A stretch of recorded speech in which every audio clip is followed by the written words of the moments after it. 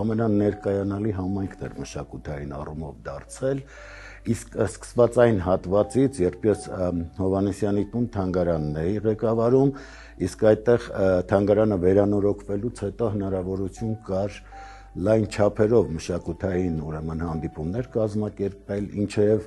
քաղաքապետի հետ մենք ծրագրեցինք, նախկին քաղաքապետի, ում հետ միասին մենք կարողացանք